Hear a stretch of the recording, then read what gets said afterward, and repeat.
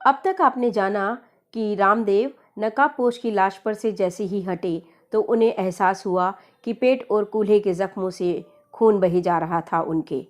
अब जानते हैं आगे। उपेन बाबू के सिर की झंझनाहट कुछ कम हुई तो शरीर में कुछ हरकत सी हुई। अपनी खोपड़ी की चोट को सहलाते हुए वे उठ बैठे। जख्म गहरा नहीं था, बस जरा सी खाल छिल गई थी, लेकिन अपने आसपास की हालत देखकर वे अपने दर्द को एकदम भूल गए। फर्श पर नकाबपोश की लाश पड़ी थी। उसी के सिर के निकट रामदेव पड़ा हुआ था, जो पीड़ा से करहा रहा था। रामदेव, तुम ठीक तो हो ना? फुर्ती से उठकर उनके पास पहुंचकर पूछा उन्होंने। साथ ही अपने इस सवाल की मूर्खता पर भी एहसास हो गया उन्हें। ठीक कहाँ है वह? शरीर से तो खून बह रहा है। कितनी नाजुक हालत है उसकी। चेहरा भी पीला पड़ता चला जा रहा है। आप मेरी चिंता ना करें मास्टर बाबू, किसी तरह अटकते हुए स्वर में रामदेव ने कहा। गाड़ी गाड़ी, आप गाड़ी को देखिए। गाड़ी गाड़ी का ख्याल आते ही उपेन बाबू एकदम चौंक कर खड़े हो गए। उन्हें ध्यान आया कि गाड़ी तो पुल की ओर जा चुकी है, जिसके टूटे होने की सूचना मिली थी। शायद सूचना गलत हो, पुल सुरक्षित हो। तब तो गाड़ी पुनः पुल पार करके अलीगंज की ओर बढ़ चुकी होगी। फोन की ओर बढ़े ताकि अलीगंज स्टेशन को संपर्क साध कर पता लगा सकें कि गाड़ी उनकी ओर पहुंच रही है या नहीं, लेकिन फोन खराब हो चुका था। लाइन काम नहीं कर रही थी। शायद बाहर चल रही आंधी की वजह से हवा का तार टूट गया था। हताशा से इधर उधर देखा, समझ में नहीं आया कि क्या करें। फिर न जाने क्या सोचकर वे बाहर प्लेटफॉर्म की ओर निकल आए, जहां तूफान का रूप लेती हुई हवा और तेज बारिश से उनका स्वागत हुआ। किंतु इसकी कोई परवाह किए बिना वे पुल की ओर दौड़ पड़े। रेल लाइन के किनारे किनारे बारिश ने सारे कपड़े तरबतर कर दिए थे। सामने से आते हवा के झोंके उन्हें पीछे धकेलते चले जा रहे थे। अंधेरे में ठोकरें खाकर गिरने के बावजूद भी वे उठ उठकर आगे बढ़ते रहे। भीतर से कोई स्वर बड़ी तेजी से अंदर से उनकी प्रार्थना किए जा रहा था कि हे प्रभु, पुल सुरक्षित हो और गाड़ी सही सलामत नदी पार कर गई हो। रक्षा करो प्रभु, रक्षा करो। पागलों की तरह दौड़ते हुए वे पुल तक पहुंच गए। अंधेरे में पुल का किनारा नजर आया तो दिल की धड़कनें तेज हो गईं। लेकिन जब कदम पुल की ओर बढ़ते ही गए तो उनकी प्रसन्नता का पारावार ना रहा। पुल सुरक्षित है, खबर झूठी थी। गाड़ी सुरक्षित पुल पार कर गई, कोई दुर्घटना नहीं हुई। अपनी इस खुशी में झूमते हुए उन्होंने भी पुल पार कर लेना चाहा, लेकिन फिर एकदम ठिठक कर खड़े हो गए और अपनी विस्तारित नेत्रों से बीच के उस शून्य को देखने लगे जहां से पुल का बाकी हिस्सा गायब था और बाढ़ में उफनती नदी का पानी हरहराता हुआ बह रहा था। सारा शरीर जैसे जड़ हो गया था, मगर दिमाग तेजी से घूम रहा था। यानी खबर सही थी, पुल वाकई टूटा हुआ था। दुर्घटना रोकी न जा सकी। सैकड़ों आदमी, औरतें और बच्चे मर गए, सब मर गए। उपेन बाबू विवशतापूर्ण क्रोध के साथ आकाश की ओर मुट्ठियां बांधकर चिल्ला उठे, कुल 12 रुपये 36 पैसे के लिए।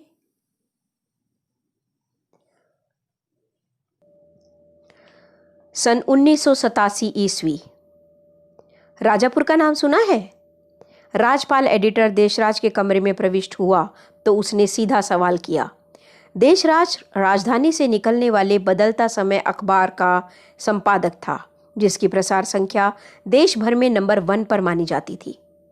राजपाल यूं तो 20-22 साल का एक सुंदर और स्वस्थ नवयुवक था, किंतु वह अखबार का प्रमुख रिपोर्टर था।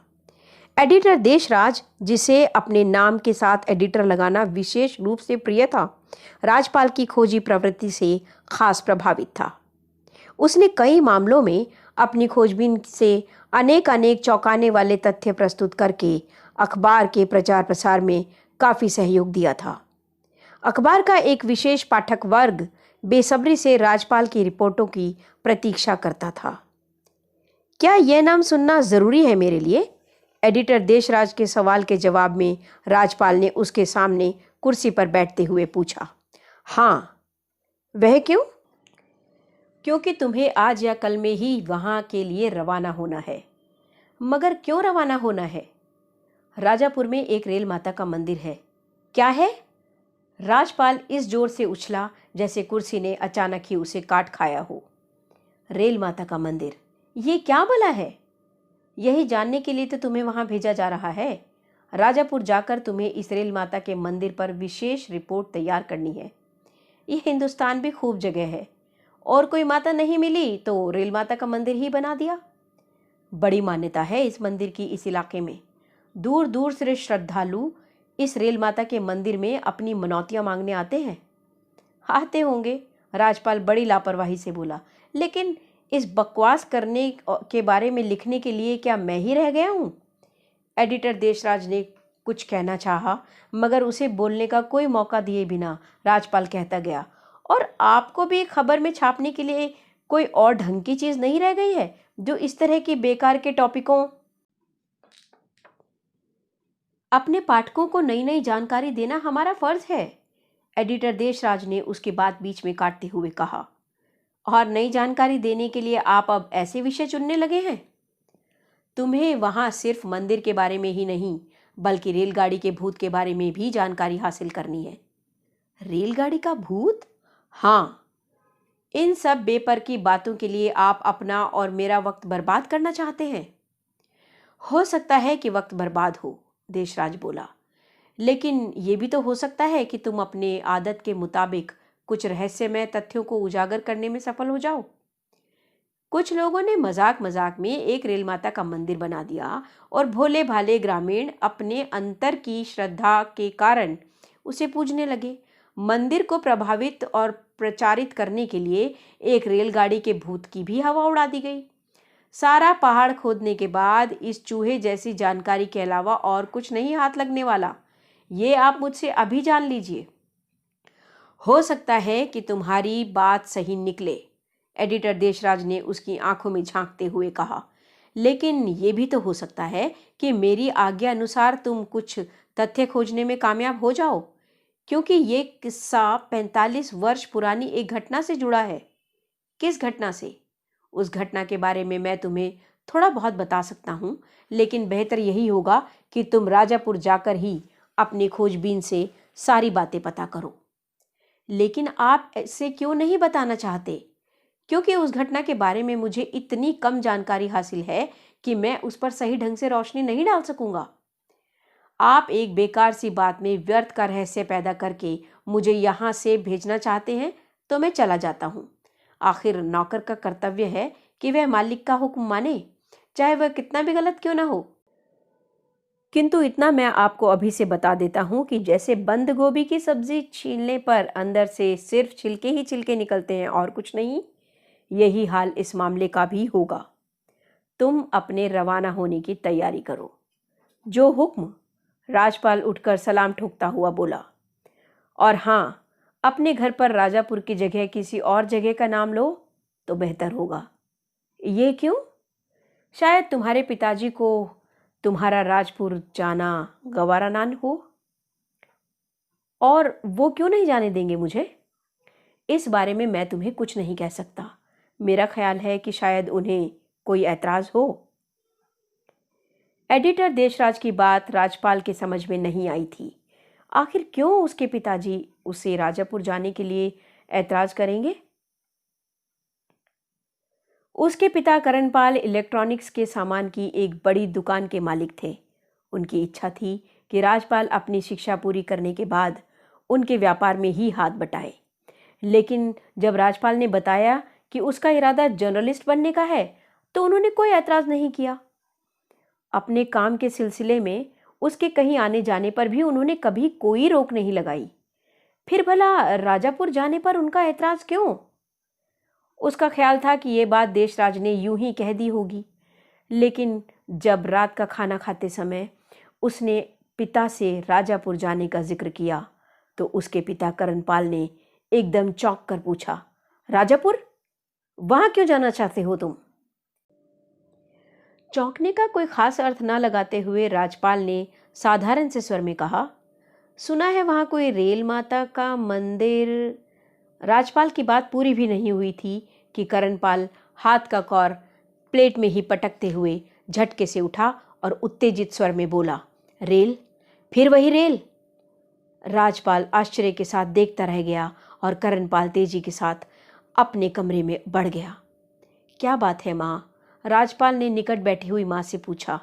राजापुर का नाम लेते ही पिताजी इस तरह उत्तेजित क्यों हो उठे? माँ ने जवाब में सिर्फ अपना सिर झुका लिया। राजपाल उठा और पिताजी के कमरे में दाखिल हुआ। करणपाल दीवार की ओर मुंह किए खड़ा था। पिताजी, तुम राजापुर नहीं जाओगे, करणपाल ने उसकी ओर मुड़े बिना ही कहा। क्यों? क्योंकि ये मेरा हुक्म है। राजपाल कुछ क्षण तक अपने पिता की पीठ को देखता रहा। उसके पिता ने कभी उससे इस तरह से बात नहीं की थी। बोला, अगर आप मुझे अपने इस हुक्म की कोई उचित वजह बता देंगे तो मैं शायद उसे मान लूं, और अगर कोई वजह मैं ना बताऊं तो फिर मजबूरन मैं आपका हुक्म नहीं मानूंगा।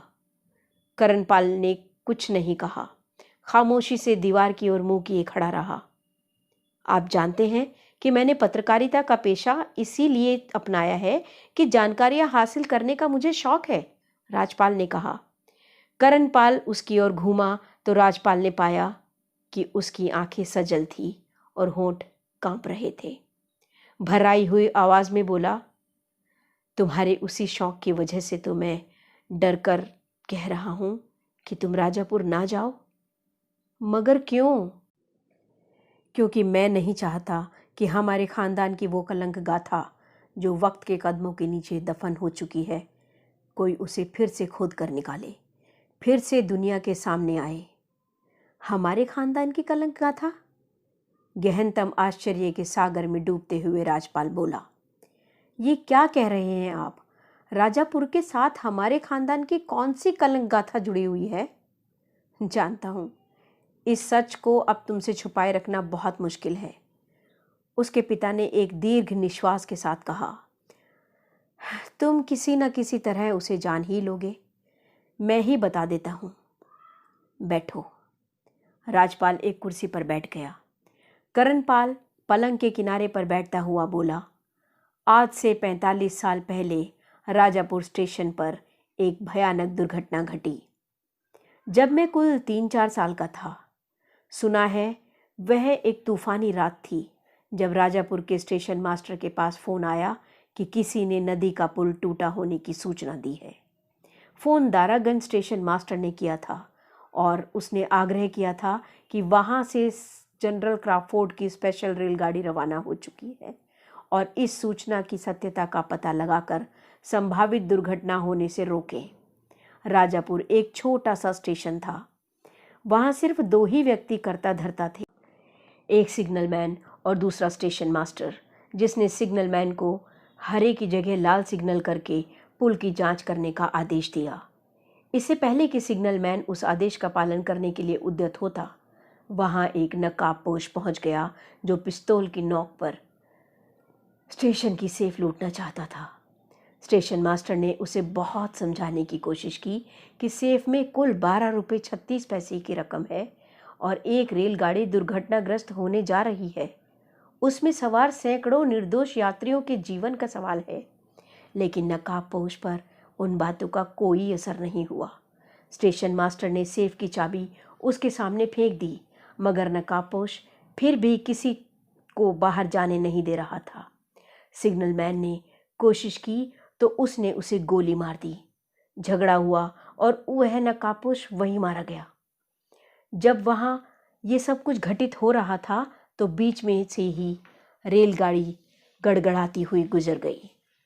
वहां कुछ भी नहीं बचा, न रेलगाड़ी न उसमें सवार कोई यात्री। बाढ़ से उफनती हुई नदी के गर्भ में वे सब कहां समा गए, कुछ पता नहीं चला। कुल 12 रुपये 36 पैसे की खातिर इतना भयानक कांड हो गया। कुल 12 रुपये 36 पैसे के लिए, दुखित स्वर में करणपाल बोला। लेकिन मेरी समझ में ये नहीं आया कि उस कांड से हमारे खानदान का क्या ताल्लुक है। वह नकाबपोश, कौन था वह नकाबपोश? वो नकाबपोश था मेरा बाप और तुम्हारा दादा नेत्रपाल। क्या हुआ इसके बाद? क्या राजापुर जा पाया राजपाल? क्या वो रेलगाड़ी के भूत के मंदिर के विषय में जानकारी लगा पाया? जानेंगे अगले एपिसोड में। तब तक के लिए ख्याल रखिए अपना। मैं ताशा इजाज़त लेती हूँ आपसे। नमस्कार।